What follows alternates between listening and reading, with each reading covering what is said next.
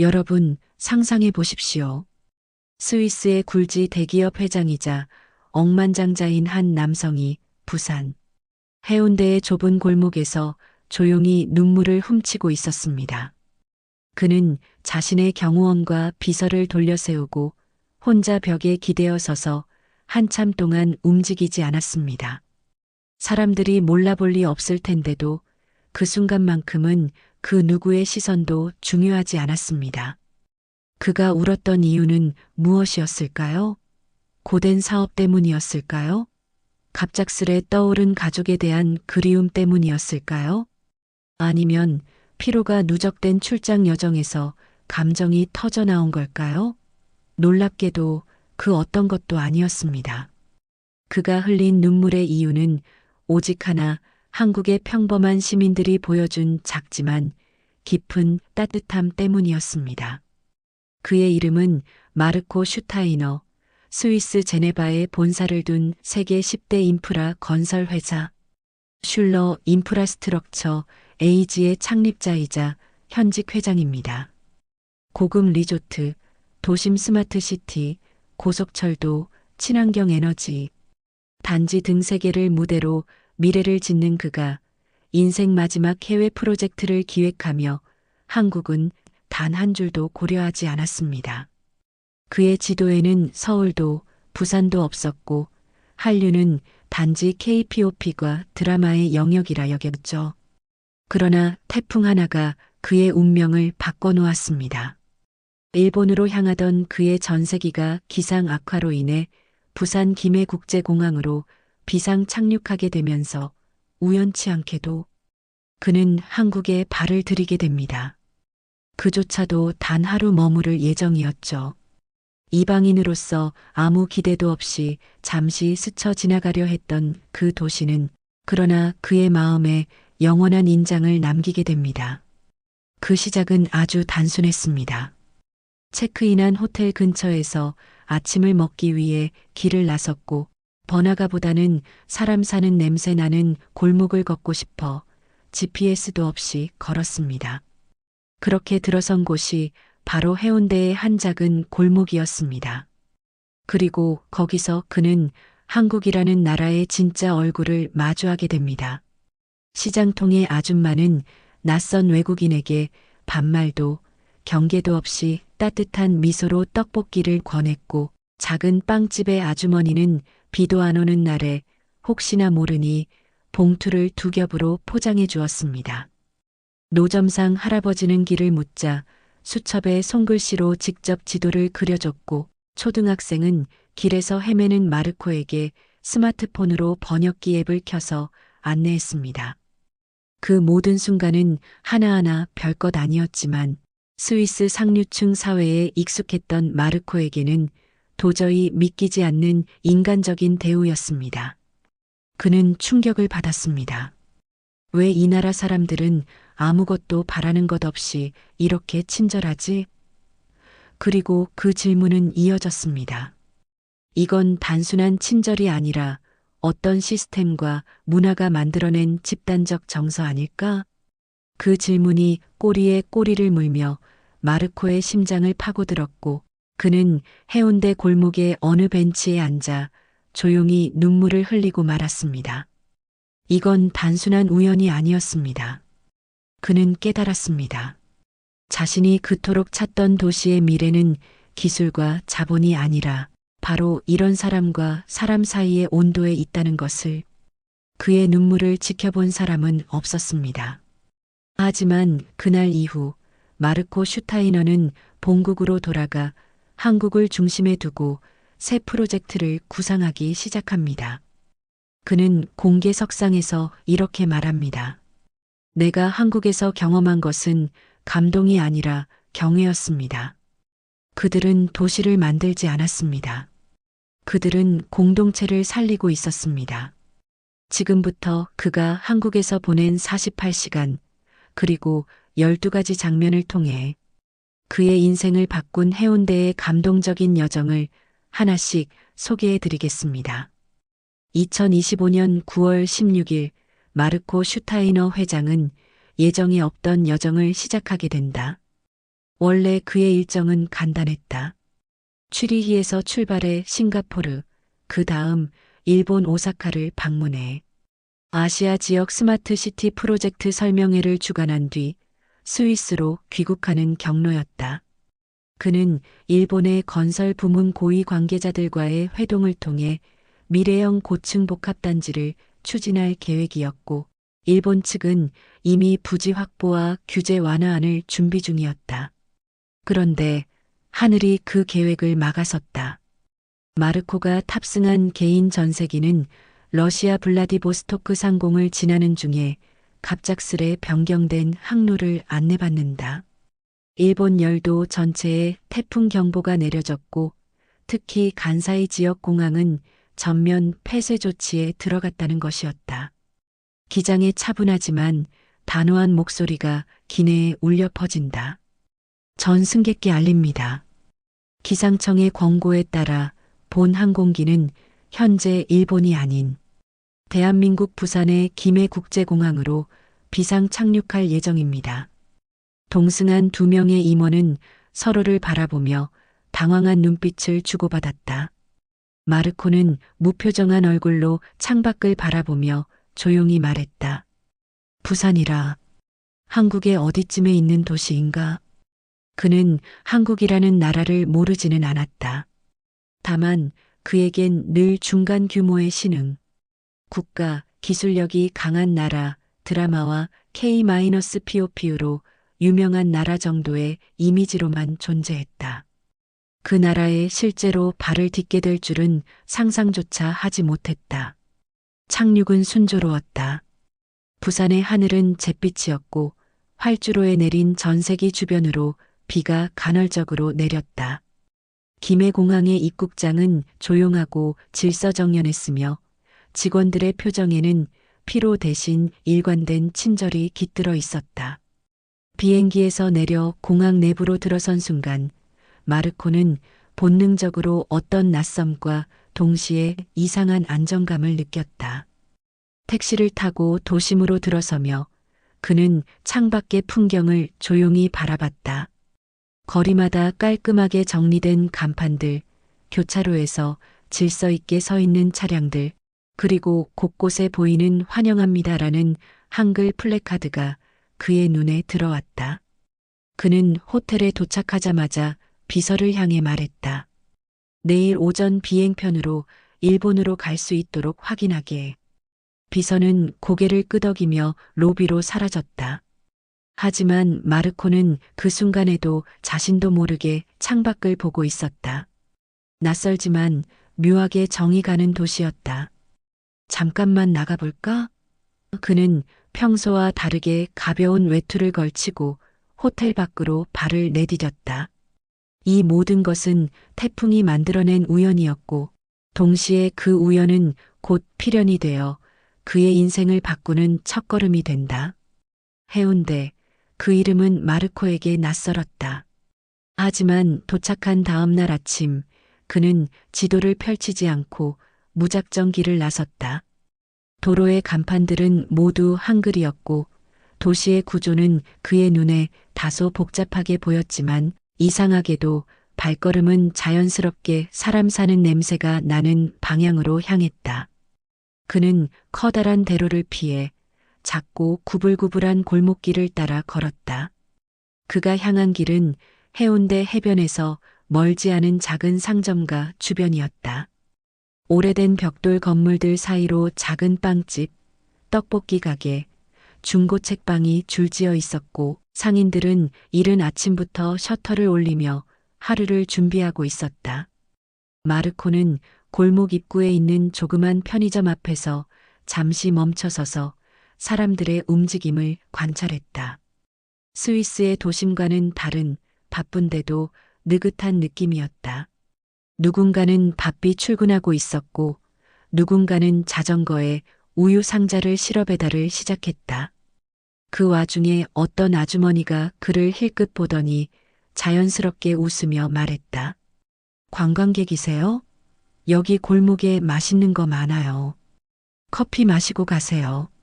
그는 웃으며 고개를 끄덕였고 아주머니는 옆 골목 안쪽을 가리켰다. 커피향이 솔솔 풍겨오는 방향이었다.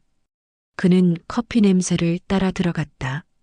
골목 안에는 작고 예쁜 카페가 있었고 모모다방이라는 손글씨 간판이 걸려 있었다. 문을 열고 들어서자 종이 울렸고 카페 안에는 노부부가 나란히 앉아 있었다. 젊은 시절부터 커피를 좋아해왔던 마르코는 이 카페의 분위기에 감탄을 금치 못했다. 벽면은 오래된 LP판과 손님들이 남긴 손편지로 가득했고 아날로그 스피커에서 흘러나오는 재즈 음악이 공간을 채웠다. 점원이자 사장인 듯한 중년의 남성이 반갑게 다가왔다. 어서 오세요. 원두 좋아하세요? 직접 볶은 거예요. 영어는 서툴렀지만 몸짓과 미소가 그 모든 언어 장벽을 넘었다. 그는 따뜻한 아메리카노를 주문했다. 기다리는 동안 주인 내외는 조용히 그를 바라보다가 작은 찻잔에 생강차를 덤으로 내밀었다. 이거 서비스예요. 오늘 아침 쌀쌀하니까 몸 좀 녹이세요. 그는 놀랐다. 돈을 더 내야 할까 잠시 망설였지만 사장은 손사래를 쳤다. 그냥 드세요. 한국은 원래 그래요. 마르코는 커피를 마시며 창밖을 바라봤다. 거리에는 유모차를 끄는 젊은 엄마 손을 꼭 잡은 초등학생 남매, 반려견을 산책시키는 노부부가 보였다. 그 모습은 그에게 하나의 느린 도시라는 인상을 주었고 동시에 안전한 도시라는 느낌을 주었다. 그가 커피를 마시고 자리에서 일어나려 하자 사장이 웃으며 말했다. 해운대 쪽 가실 거면 오른쪽 골목으로 가세요. 시장도 있고 바닷가도 금방이에요. 그는 정중히 고개 숙여 인사하고 그 골목으로 향했다. 그러나 그 골목에서 그는 상상치 못한 장면을 목격하게 된다. 한 아이가 울고 있었다. 주변에 어른은 없었고 아이는 계속해서 엄마를 부르며 고개를 좌우로 돌리고 있었다. 많은 사람들이 그냥 지나쳤지만 마르코는 멈춰섰다. 아이에게 다가가 영어로 물었다. 아, you lost? 그러나 아이는 알아듣지 못했다.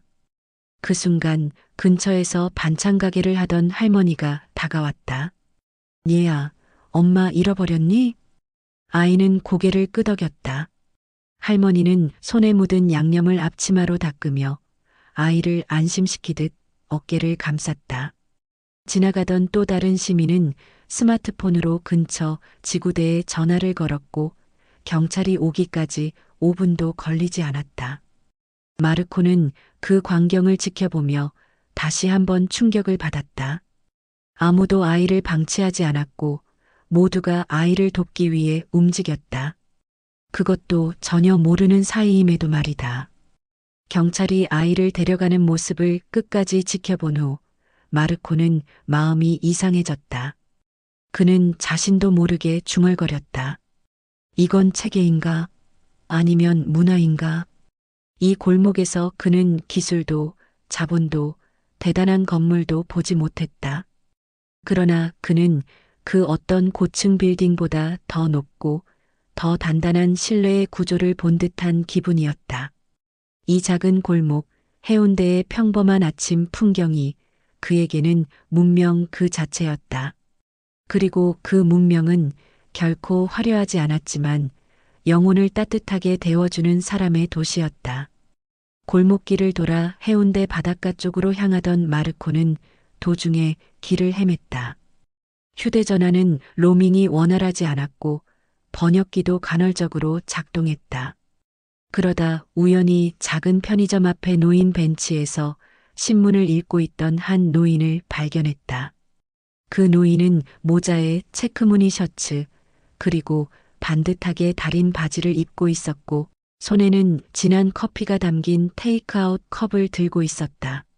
마르코는 조심스레 다가가 길을 물었고 그 노인은 느릿하게 고개를 들고 그를 바라보더니 천천히 미소 지었다. 여기 처음 오셨습니까? 마르코는 고개를 끄덕이며 영어로 말했다.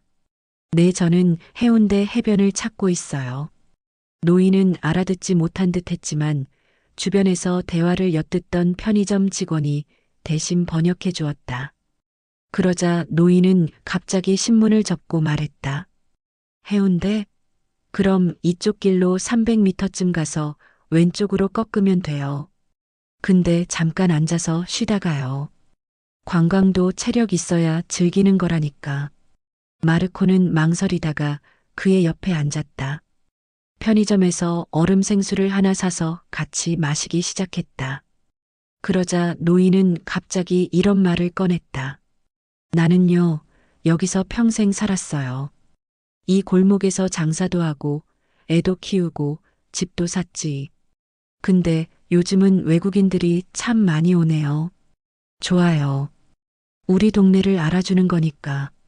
그의 목소리에는 자부심이 가득했다. 마르코는 고개를 끄덕이며 물었다. 왜 이 동네가 그렇게 특별한가요? 노인은 짧게 대답했다. 우리는 서로를 믿어요. 이 골목에서는 서로 얼굴 알아보고 어려우면 도와주고 손님이면 더 잘 챙기고 그게 우리 방식이에요. 옛날 방식이라고들 하지만 나는 그게 진짜 도시의 힘이라고 봅니다. 마르코는 그 말을 듣고 깊은 감정을 느꼈다. 그가 일해온 도시들은 대부분 철근과 유리, 계획과 투자, 인프라와 AI로 이루어진 곳들이었다.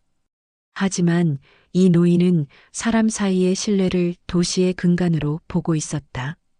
그 단순하면서도 본질적인 철학은 마르코가 그동안 놓치고 있던 것이기도 했다. 노인은 마르코에게 자신의 이름을 말했다. 성함이 마르코, 나는 박준호라고 해요. 여기 편의점 앞에서 매일 신문 보고 지나가는 사람들하고 인사하는 게 내 일과예요. 여기 사람들은 다 나 알아요. 그 순간 마르코는 한 도시가 오래 살아온 개인에게 얼마나 큰 안정감을 주는지를 실감했다. 박준호 씨는 더 많은 얘기를 나누고 싶어 했고, 마르코도 처음엔 단순한 정보만 얻고 떠나려 했던 계획을 바꾸고 그와의 대화를 이어갔다. 그는 도시를 설계하고 고층 빌딩을 짓고 복잡한 교통망을 디자인했지만 이처럼 단순한 벤치 하나, 대화 하나, 관계 하나가 도시의 본질이라는 생각은 한 번도 해보지 못했다. 잠시 후 박 씨는 자리에서 일어났다. 나는 이만 집에 들어가야겠네요. 건강히 여행하세요, 마르코 씨. 그러고는 손을 흔들며 천천히 사라졌다. 마르코는 그의 뒷모습을 바라보며 생각했다. 나는 이제 도시를 사람으로 정의하게 될지도 모르겠군. 그의 마음속에 해운대는 이제 단지 관광지가 아니라 철학이 살아 숨쉬는 곳이 되어 있었다. 마르코는 해운대의 골목을 계속 걸었다. 관광객들이 붐비는 해변과는 달리 이 작은 골목들은 생활의 온기가 느껴지는 곳이었다. 한두 명씩 줄을 서 있는 가게들, 아이 손을 잡고 나오는 어머니, 앞치마를 두르고 김치를 담그는 아주머니들. 이곳은 사람이 살아가는 냄새가 났다. 그는 정민의 반찬이라는 작은 간판이 붙은 가게 앞에서 발걸음을 멈췄다. 유리문 너머로 보이는 풍경은 그야말로 전통적인 엄마의 부엌 같았다. 가게 안에는 각종 나물, 장조림, 오징어채, 멸치볶음 등이 곱게 담긴 반찬통들이 줄지어 놓여 있었다. 60대 중반쯤으로 보이는 여성이 고무장갑을 낀 채 반찬을 포장하고 있었다. 마르코가 조심스럽게 문을 열자 아주머니는 환한 미소로 인사했다. 어서 와요. 처음 보네. 관광 왔어요?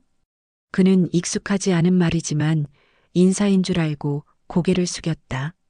아주머니는 그가 외국인이라는 걸 단박에 알아채고는 번역기 없이도 천천히 손짓으로 반찬을 설명하기 시작했다. 김치통을 가리키며 매워요. 멸치통을 가리키며 달콤해요. 아기들도 좋아해요라고 말했다. 그녀의 표정과 손짓은 말보다 많은 것을 설명해 주었다. 마르코는 감탄했다. 이토록 정겨운 판매 방식은 처음이었다. 계산대 옆에는 종이로 된 가격표가 붙어 있었고 현금과 카드 모두 받는다는 문구 옆에는 오늘도 행복하세요라는 문장이 정성스럽게 손글씨로 적혀 있었다. 그는 소포장된 몇 가지 반찬을 골랐다. 아주머니는 반찬을 봉지에 넣고 그 위에 작은 종이를 하나 올려주었다. 이거 우리 가게 철학이에요. 읽어봐요. 종이에는 이렇게 적혀 있었다. 반찬은 단순한 음식이 아닙니다. 집에서 밥을 차릴 시간이 없을 때, 누군가를 생각하는 마음이 필요할 때, 반찬은 가족을 대신해 마음을 전합니다. 그래서 저는 항상 깨끗하게, 정성껏 사랑을 담아 만듭니다. 마르코는 그 글을 읽고 가슴이 따뜻해졌다. 그는 반찬이 단지 식품이 아니라 이곳에서는 가족의 연장 역할을 한다는 사실을 깨달았다.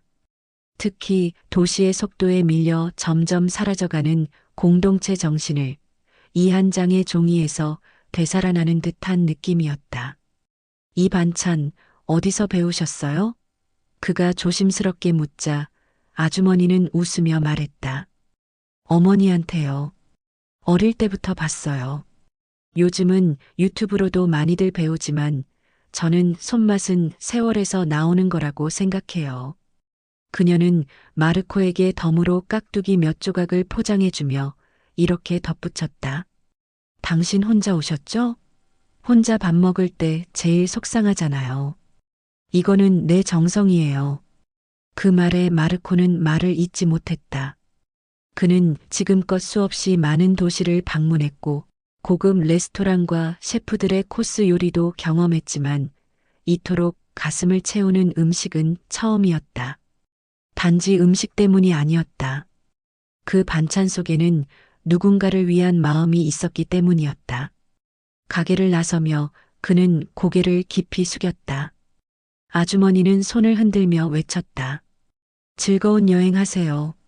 또 오세요. 마르코는 골목 끝을 돌아서며 혼잣말처럼 중얼거렸다.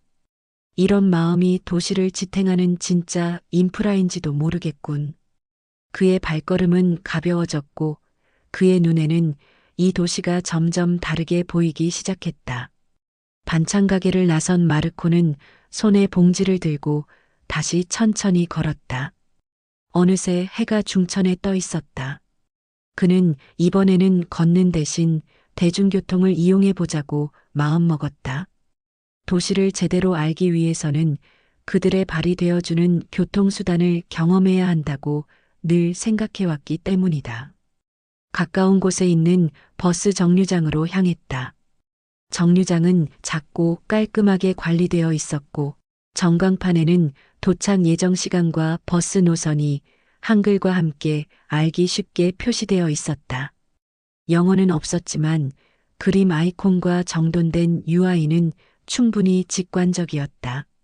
잠시 후 버스가 도착했고 사람들이 줄을 지어 조용히 탑승하기 시작했다. 마르코는 그 광경에 놀랐다. 유럽의 많은 도시에서 흔히 보는 먼저 타려는 몸싸움은 전혀 없었고 노약자석 근처는 아예 비워두거나 노인을 먼저 태워드리는 모습이 자연스러웠다. 그는 버스 앞문으로 올라타며 운전기사에게 인사했다. 안녕하세요. 기사도 고개를 끄덕이며 웃었다. 마르코는 교통카드를 갖고 있지 않았기에 현금을 내며 승차했다. 그런데 뒤에 줄 서 있던 고등학생 한 명이 조심스레 다가왔다. 아저씨, 교통카드 없으면 여기 눌러야 돼요.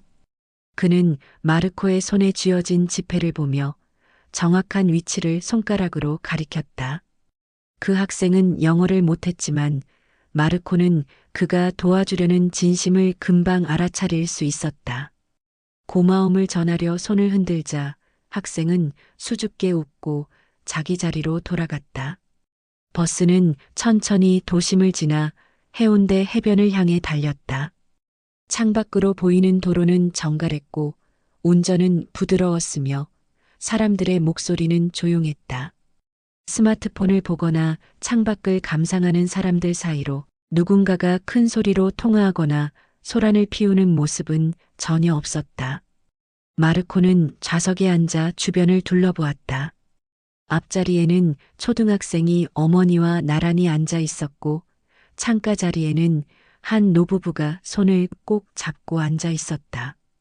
중간쯤에서는 대학생으로 보이는 젊은이들이 무언가를 토론 중이었고 그 뒤편에는 퇴근 중인 직장인들이 조용히 눈을 감고 있었다. 그는 그 순간 이 버스가 단순한 이동수단이 아니라 한국 사회의 축소판이라는 사실을 깨달았다. 다양한 세대가 하나의 공간에서 질서를 유지하며 함께 존재하는 방식. 그것은 아무도 강요하지 않았고 굳이 설명하지 않아도 모두가 실천하고 있었다. 다음 정류장에 도착하자 한 할머니가 버스에 오르려다 무거운 짐 때문에 힘들어하는 모습이 보였다. 그러자 가장 먼저 아까 그 고등학생이 자리에서 벌떡 일어나 할머니의 짐을 들어드렸다. 기사도 잠시 기다려줬고 다른 승객들도 아무런 불만 없이 자연스럽게 기다렸다. 할머니가 자리에 앉자 고등학생은 다시 조용히 자신의 자리로 돌아왔다. 아무도 박수치지 않았고 누구도 칭찬하지 않았지만 그 순간 버스 안은 이상할 정도로 따뜻한 공기가 감돌았다. 마르코는 그 광경을 지켜보며 눈을 감았다. 이 나라 사람들은 왜 이렇게 조용한 배려를 잘할까? 그는 생각에 잠겼다. 이곳에서는 존중이 의무가 아니라 생활 방식이었다. 버스는 마침내 해운대 해변 근처 정류장에 도착했다. 마르코는 조용히 일어나 하차 버튼을 누르고 버스에서 내렸다. 문이 닫히기 직전 그는 마지막으로 기사에게 고개 숙여 인사했다. 감사합니다. 기사는 말없이 손을 살짝 들어 보였다. 버스가 떠난 뒤에도 한동안 그 자리에 서 있던 마르코. 그의 눈에는 이상하게도 자꾸만 사람만이 보였다. 길거리의 질서, 버스 안의 배려, 익명의 시민이 보여준 친절. 그것이 그에게 문명의 깊이를 가르쳐주고 있었다. 해운대 해변을 한참 걸은 마르코는 땀을 닦으며 인근 건물에 자연스럽게 시선이 멈췄다. 유리 외벽에 반사된 하늘과 바다, 그리고 해운대 구립도서관이라는 단정한 한글 간판. 그는 망설임 없이 그 안으로 들어섰다. 건축가로서, 도시계획자로서 도서관은 언제나 그 도시의 수준과 방향성을 파악할 수 있는 상징적인 공간이었다. 문을 열고 들어가자 실내는 차분한 공기와 따뜻한 조명이 어우러져 있었다. 안내 데스크에는 중년의 직원이 웃는 얼굴로 인사를 건넸고 마르코는 손짓으로 견학을 요청했다. 직원은 그를 이해한 듯 자유롭게 보셔도 됩니다. 필요한 자료 있으면 언제든 물어보세요. 라고 말했다. 1층은 어린이 자료실과 신문잡지 열람 공간으로 구성되어 있었다.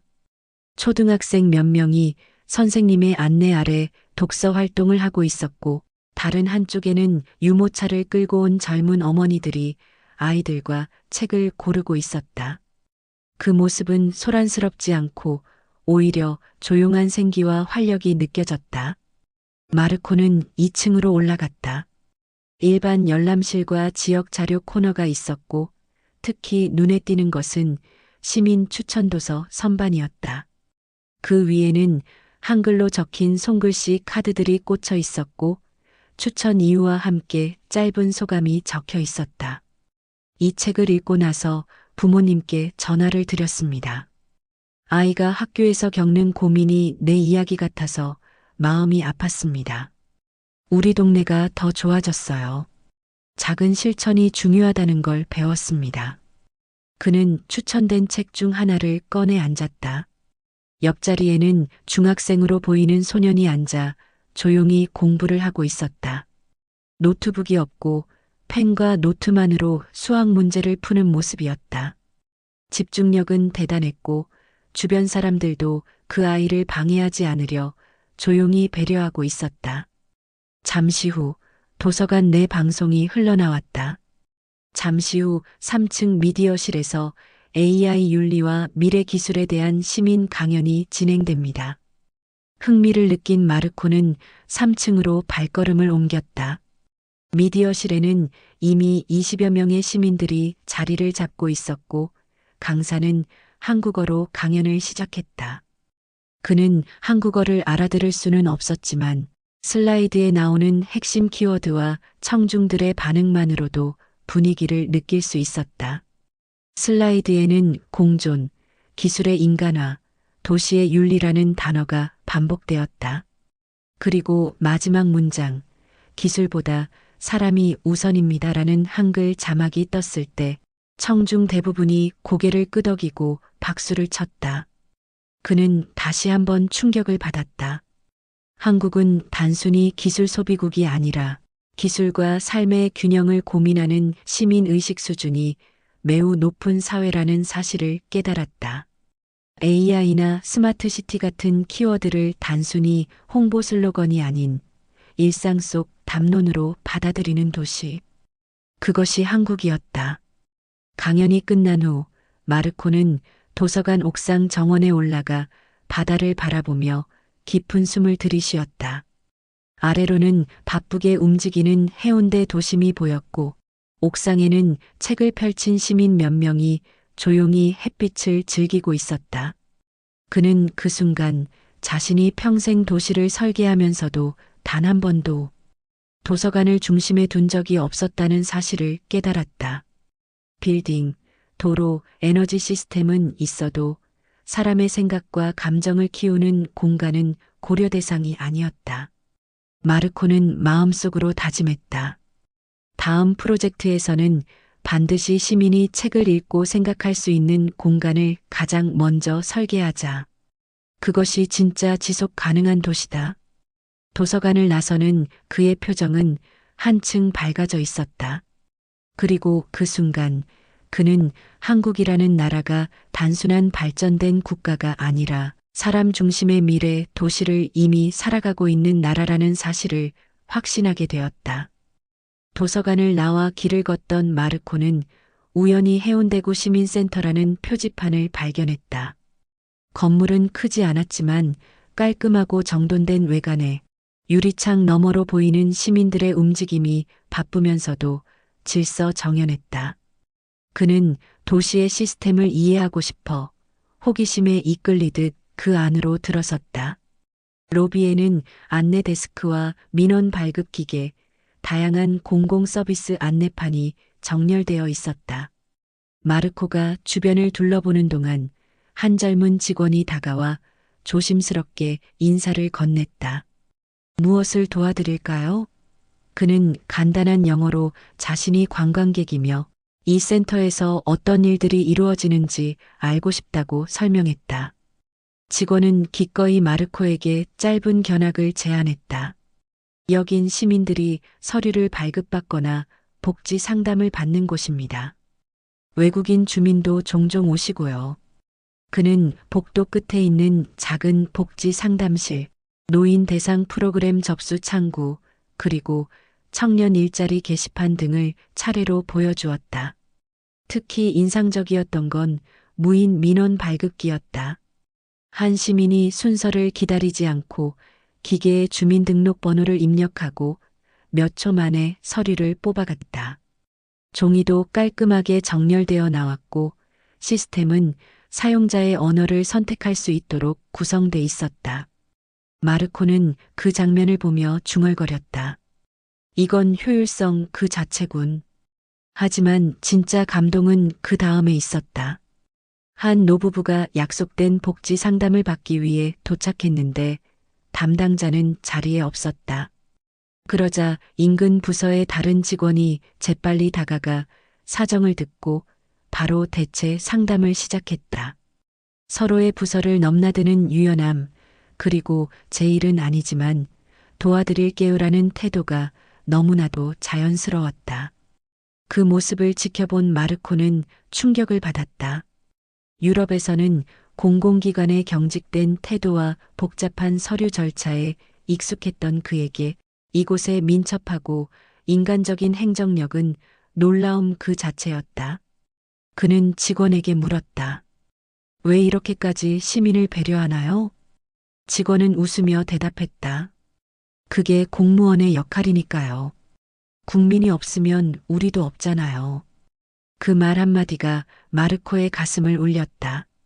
공공기관이 시민 위에 군림하는 것이 아닌 시민을 위해 존재한다는 철학이 이 작은 센터 곳곳에 스며들어 있었다.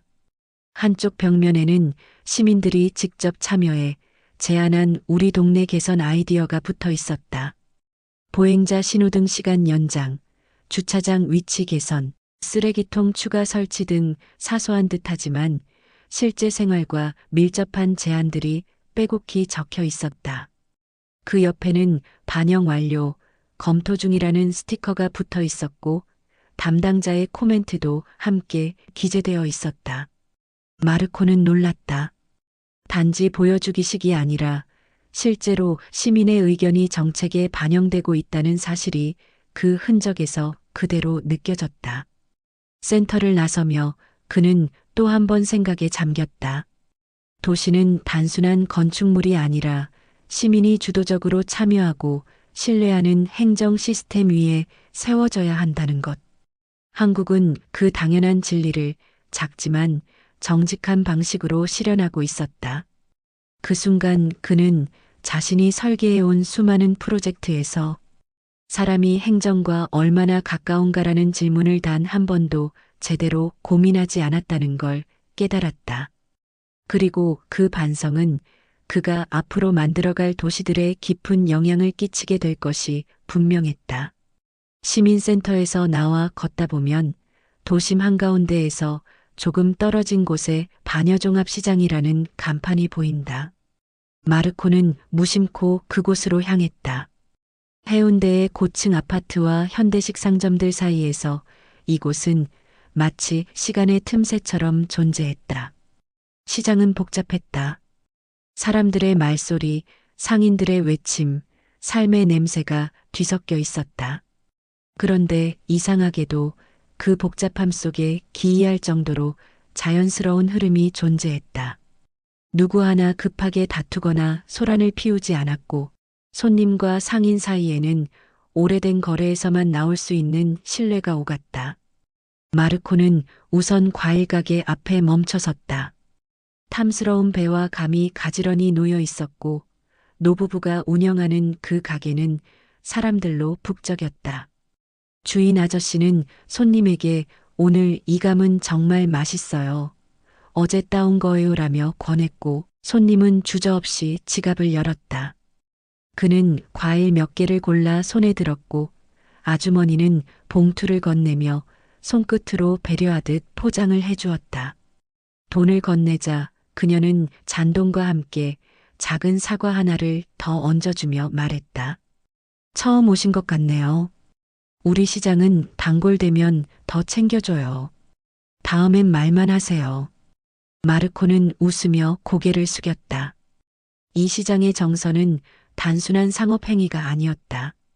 그것은 거래를 넘어선 관계였고 그 속에는 서로를 믿고 기대는 공동체 정신이 살아있었다. 조금 더 안쪽으로 들어가자 생선가게, 떡집, 국밥집, 방앗간, 오수선집까지 이어지는 좁은 골목이 펼쳐졌다. 그중 한 국밥집 앞에서 점심시간이 되어 길게 줄이 서 있었다. 그는 줄 끝에 서서 기다렸다. 그의 앞에는 아이를 업은 젊은 엄마가 있었고 뒤에는 퇴근 중인 배달 기사로 보이는 청년이 있었다. 식당은 작고 오래된 구조였지만 안에서는 김이 모락모락 올라오고 있었고 주방에서는 몇 명의 아주머니가 빠르게 움직이고 있었다. 자리를 안내받은 마르코는 따뜻한 소고기 국밥 한 그릇을 받아들었다. 함께 나온 반찬은 배추김치, 오이무침, 멸치볶음. 그 어떤 미슐랭 레스토랑보다도 정갈하고 정성스러웠다. 식사 도중 옆 테이블에서는 상인들이 점심을 먹으며 서로 장사 이야기와 자식들 이야기를 나누고 있었다. 목소리는 크지만 거칠지 않았고 대화 속에는 경쟁이 아닌 협력이 묻어났다. 누군가는 내일은 당신 가게에 손님 많이 갔으면 좋겠다라고 말했고, 다른 사람은 이번 주말엔 같이 이벤트 해보자고 했다.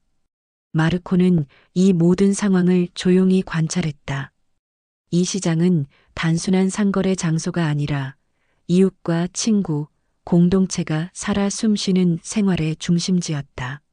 마치 작은 도시가 그 안에서 자급자족하며 굴러가는 듯한 느낌이었다. 식사를 마치고 계산을 하려 하자 주인 아주머니가 손을 내저으며 말했다.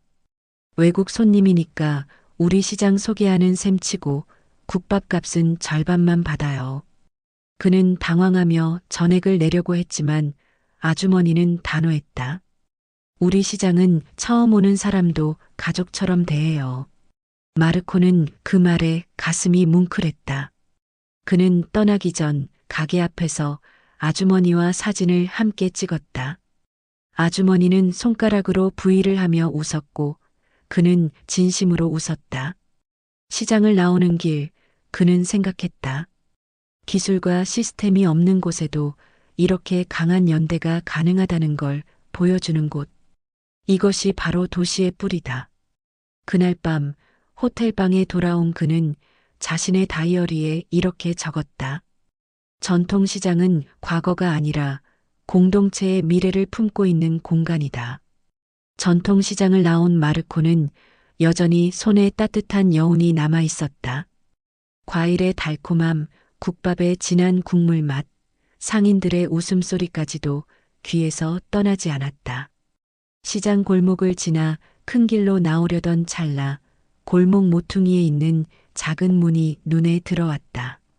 손작업 나무공방 마이너스 소리 담기라는 간판. 간결하고 소박했다. 유리문 너머로 보이는 내부는 나무향으로 가득한 듯했고 다양한 형태의 나무 스피커와 장식품들이 전시되어 있었다. 그는 문을 조심스럽게 열고 들어섰다. 공방 안에는 40대 중반쯤 되어 보이는 남성이 작업 중이었다. 그는 낡은 앞치마를 두른 채 나무를 사포질하고 있었고 마르코의 방문에 놀라지도 않고 자연스럽게 어서 오세요라고 인사를 건넸다. 공방의 분위기는 아주 조용하면서도 생동감이 넘쳤다. 마르코는 선반에 진열된 스피커 하나를 바라보다가 물었다. 이거 전기도 안 보이는데 작동하나요? 공방 주인은 미소를 지으며 설명을 시작했다. 네, 이건 전기를 쓰지 않는 패시브 우드 스피커예요.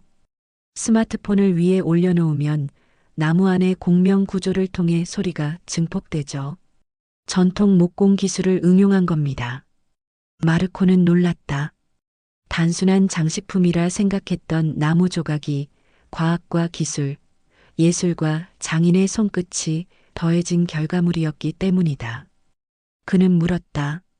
왜 이런 걸 만드세요? 수익은 많이 나지 않을 텐데요. 공방 주인은 망설임 없이 대답했다. 돈만 생각했으면 이 길 안 탔죠. 하지만 사람들이 이걸 선물하고 집에 두고 음악을 더 따뜻하게 듣게 된다면 그 자체가 보람이에요. 그 말은 마르코의 가슴을 때렸다. 그는 오랫동안 효율과 수익을 기준으로 도시를 설계해왔다. 하지만 이 작은 공방은 전혀 다른 기준으로 움직이고 있었다. 그것은 바로 진심이었다.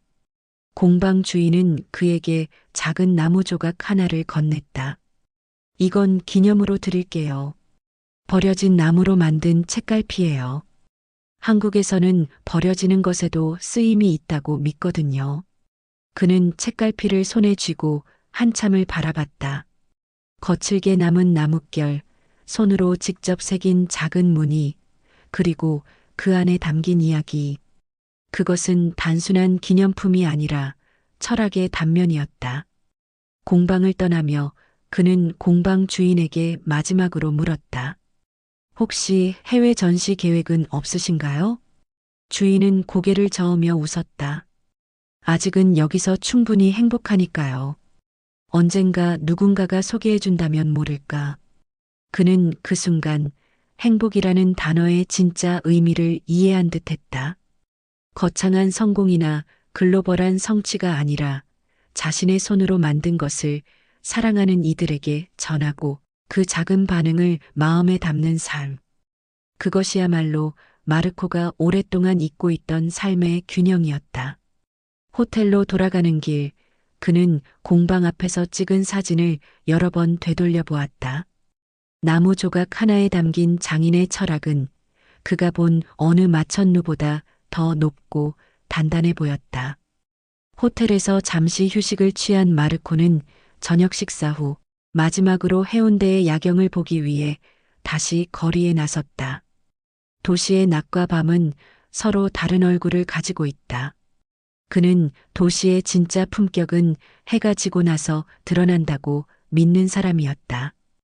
해운대 해변은 이미 조명이 하나둘씩 켜지며 다른 세계가 되어 있었다.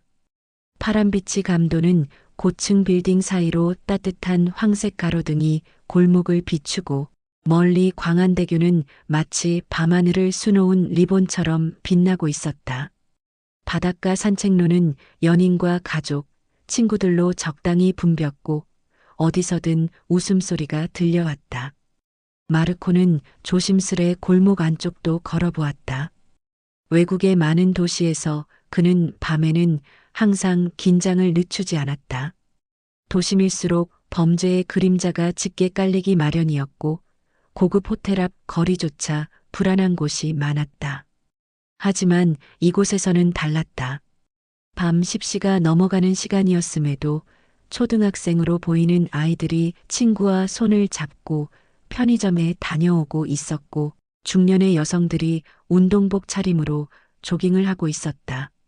심지어 노인 한 분이 혼자 벤치에 앉아 스마트폰으로 무언가를 보고 있었다. 가로등은 일정 간격으로 설치되어 어두운 곳이 없었고 골목 입구마다 CCTV 설치 안내 문구가 있었다. 상점 앞에는 여전히 불이 켜져 있었고 편의점 직원은 방문하는 손님들에게 항상 밝게 인사했다. 마르코는 감탄했다. 이곳은 물리적 보안보다 더 중요한 사회적 신뢰가 작동하는 공간이었다. 시민들은 서로를 믿고 있었고 시스템은 그 신뢰를 보조해주는 장치에 불과했다. 길을 걷던 중 그는 작은 커피 트럭 하나를 발견했다. 조명이 예쁘게 꾸며진 트럭 앞에는 사람들이 삼삼오오 모여 있었고 간단한 음악도 흘러나오고 있었다. 커피를 주문하며 대화를 나눈 20대 청년은 여기선 밤에 혼자 산책해도 전혀 위험하지 않아요. 누군가 낯선 사람에게 말을 걸면 오히려 주변 사람들이 먼저 신경 써요. 라고 말했다. 그 말에 마르코는 깊은 감명을 받았다. 안전이란 단지 범죄율이 낮다는 수치 이상의 것이었다. 그것은 시민들 사이에 쌓인 관심과 배려의 총합이었고 타인을 지켜보는 눈이 감시가 아닌 보호로 작용하는 문화였다. 잠시 후 그는 해운대 해변가의 벤치에 앉았다. 고요한 바다 소리와 함께 빌딩 불빛이 잔잔히 흔들리고 있었다. 그의 옆자리에 한 할머니가 조용히 앉더니 손에서 꺼낸 삶은 달걀 하나를 까서 먹기 시작했다. 마르코와 눈이 마주치자 할머니는 빙긋 웃으며 이렇게 말했다. 밤 공기 좋지요? 여기선 이렇게 앉아 있어도 아무 걱정 없어요. 그 말 한마디에 그는 갑자기 가슴 한켠이 울컥했다. 돈으로 살 수 없는 가치. 바로 안전하게 밤을 맞이할 수 있는 자유. 그것이 한국이 만들어낸 가장 강력한 인프라였다. 마르코는 생각했다. 자신이 설계한 도시에는 CCTV도 치안센터도 철조망도 있었지만 이곳처럼 시민이 스스로를 믿는 사회를 만든 적은 없었다. 그는 그제야 진정한 도시의 품격이 무엇인지, 한 나라가 얼마나 성숙했는지를 느낄 수 있었다. 밤 11시가 넘어가고 있었지만 그는 여전히 벤치에서 일어날 수 없었다. 그 자리를 떠나는 순간 이 평화로움도 잊힐까 두려웠기 때문이다. 그렇게 그는 도시가 아닌 사람의 온기를 지닌 해운대의 밤속에서 오래도록 머물렀다. 한국에서의 마지막 날 아침, 마르코는 평소보다 이른 시간에 눈을 떴다. 창밖은 아직 여명이 채우지 않은 시간, 거리엔 새벽을 여는 청소차와 아침 출근 준비를 하는 몇몇 사람들이 보였다. 짧았지만 깊었던 한국에서의 며칠을 곱씹으며 그는 천천히 짐을 챙기기 시작했다. 비행기 출발까지는 아직 반나절 이상이 남아 있었다. 그는 마지막으로 한 번 더 아무 계획 없이 도시를 걷고 싶었다. 호텔 근처 작은 카페에서 아침 식사를 마친 그는 발길 닿는 대로 골목을 따라 걷기 시작했다. 그렇게 걷던 중 그는 작은 공터에서 무언가를 준비하는 사람들을 발견했다. 초등학교 앞 놀이터역, 노란 조끼를 입은 몇몇 자원봉사자들이 박스와 천막을 세우고 있었다. 호기심이 생긴 마르코는 다가가 물었다. 이거 뭐 하는 행사인가요? 봉사자는 미소 지으며 설명했다. 오늘은 새학기 준비물 나눔 행사예요. 어려운 가정 아이들을 위해 지역 주민들이 물품을 기부했거든요. 그는 놀랐다. 행사를 주최한 것이 지방정부나 기업이 아닌 인근 주민들의 자발적인 조직이었다. 물품을 정리하는 이들 중에는 교복을 정리하는 중년 여성, 필통을 포장하는 고등학생, 그리고 어린 아이들을 데려와 도우는 부모들도 있었다. 이건 매년 하시는 건가요? 묻자 봉사자는 고개를 끄덕이며 말했다. 네, 우리 동네 전통이에요. 다 같이 조금씩 나누면 큰 도움이 되거든요. 그 말에 마르코는 다시 한번 놀라움을 금치 못했다. 도시계획자로서 그는 수많은 지역 복지 시스템을 설계하고 평가해왔지만 이처럼 시민 자발성에 기반한 실천은 거의 본 적이 없었다. 그것도 이렇게 조직적이고 따뜻하게. 행사가 시작되자 부모와 아이들이 하나둘 찾아왔다. 자원봉사자들은 차례대로 필요한 물품을 나누어 주며 아이들의 이름을 하나하나 불러주었다. 지우야, 새학기 잘 보내. 민준이 책가방 무거우면 도와줄게요. 그 말 한마디에 아이들의 얼굴이 밝아졌다. 마르코는 구경만 할 수 없었다. 그는 통역 앱을 켜고 한 자원봉사자에게 도울 수 있냐고 물었다. 얼마 후 그는 상자에서 뭉구리를 꺼내 정리하며 함께 일하고 있었다. 사람들이 외국인인 그를 경계하지 않고 오히려 자연스럽게 받아들여 주었다는 사실이 특히 감동적이었다. 행사가 거의 마무리될 즈음 한 초등학생이 다가왔다. 그 아이는 조심스럽게 마르코에게 작은 종이봉투를 건넸다. 이거 아저씨 도와줘서 고마워요. 봉투 안에는 짧은 편지가 한 장 있었다.